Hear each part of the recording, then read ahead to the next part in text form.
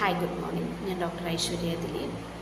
ഞാനിന്ന് നമ്മുടെ കുഞ്ഞുങ്ങളിലെ milk teeth അഥവാ പാൽപ്പല്ലുകൾ പോയിട്ട് സ്ഥിരദന്തങ്ങൾ അഥവാ പെർമനൻറ്റ് ടീത്ത് എങ്ങനെയാണ് മുളച്ചു വരുന്നതിനെ കുറിച്ചാണ് പറയാൻ പോകുന്നത്. അപ്പം നമുക്ക് എല്ലാവർക്കും അറിയാം, നമ്മുടെ ലൈഫിൽ നമുക്ക് രണ്ട് തരത്തിലുള്ള ദന്തങ്ങളാണ് ഉള്ളത്. ഒന്നെന്ന് പറയുന്നത് മിൽക്ക് ടീത്ത് അല്ലെങ്കിൽ പാൽപ്പല്ലുകൾ, പിന്നെ വരുന്നത് പെർമനൻറ്റ് ടീത്ത് അഥവാ സ്ഥിരദന്തങ്ങൾ. അപ്പോൾ നമ്മുടെ കുഞ്ഞ് ജനിച്ച് 6 മാസം വരെ തുടങ്ങുമ്പോൾ നമുക്ക് ആദ്യത്തെ പാൽപ്പല്ല് മുളച്ചു തുടങ്ങും. അത് കഴിഞ്ഞ് കുഞ്ഞിന് 6 വയസ്സാകുമ്പോഴാണ് ആദ്യത്തെ പാൽപ്പല്ല് പോയിട്ടുള്ള സ്ഥിരദന്തം അഥവാ പെർമനൻറ്റ് ടീത്ത് പൊടിച്ചു വരുന്നത്. അപ്പം മിക്ക പാരൻസിനുള്ളൊരു സംശയമാണ്, നമ്മുടെ കുഞ്ഞുങ്ങളുടെ പാൽപ്പല്ലുകൾ ആടി പൊഴിഞ്ഞു പോയ സമയത്ത് അത് ഫുൾ പോയോ അതോ വേരിനി അതിൻ്റെ അകത്തുണ്ടോ എന്ന് പല്ലുമായിട്ട് വരുന്ന കുറേ പാരൻസ് ഉണ്ട്. അപ്പം അതിനുള്ള ഒരു ഉത്തരവുമായിട്ടാണ് ഞാനിന്ന് വന്നിരിക്കുന്നത്.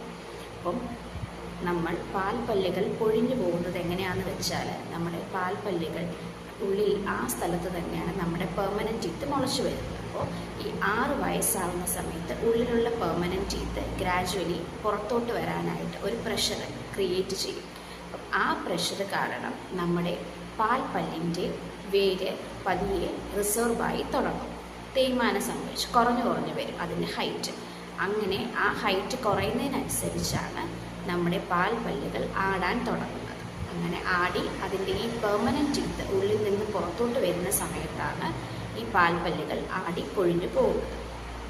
ഇപ്പോൾ ഇതല്ല കേസ്. നമ്മുടെ കുഞ്ഞുങ്ങളുടെ പാൽപ്പല്ലുകൾ ആ സ്ഥലത്ത് ഇരുന്നിട്ട് പെർമനൻറ്റ് ടീത്ത് അത് വേറെ സ്ഥലത്ത് മുളയ്ക്കുകയാണെങ്കിൽ, അഥവാ പുറകുവശത്തോ മുൻവശത്തോ സ്ഥലം മാറിയാണ് നമ്മൾ പെർമനൻറ്റ് ടീത്ത് മുളയ്ക്കുന്നതെങ്കിൽ നമുക്ക് ആ പല്ലുകൾ ചിലപ്പോൾ തന്നെ ആടി പറഞ്ഞു പോകണമെന്നില്ല.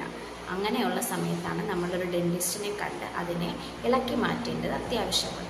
അങ്ങനെയുള്ള കേസിൽ നമുക്ക് വേര് പൂർണ്ണമായിട്ടും റിസോർവ് ആയിട്ടുണ്ടാവത്തില്ല, കുറച്ച് വേര് ഉള്ളിൽ തന്നെ ഉണ്ടാവും. അപ്പോൾ അങ്ങനെയുള്ള സമയത്ത് അതും പേഷ്യൻസ്, അതായത് പാരൻസ് ഡൗട്ട് ചോദിക്കുന്നതാണ്. നമ്മൾ പല്ലെടുത്ത് കഴിഞ്ഞാലും ആ ഭാഗത്ത് കുറച്ച് വേരല്ലേ ഉള്ളൂ, ചെറിയ പല്ലല്ലേ, അപ്പോൾ ഫുൾ വേരും വന്നിട്ടുണ്ടോ അഥവാ ഉള്ളിലുണ്ടോ എന്നുള്ളത്. അപ്പം ഇതാണ് അതിനുള്ള ഉത്തരം.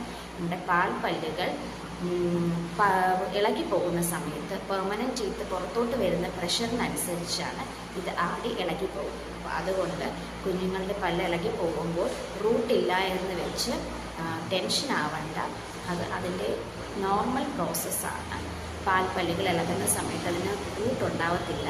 നമ്മൾ ഇളക്കി കൊടുക്കുന്നതാണെങ്കിൽ ചെറിയ തോതിൽ റൂട്ട് അതിനുള്ളിൽ ഉണ്ടാകും, പല്ലിൽ തന്നെ ഉണ്ടാകും. അപ്പോൾ എല്ലാവരുടെയും സംശയം മാറിയെന്ന് വിചാരിക്കുന്നു.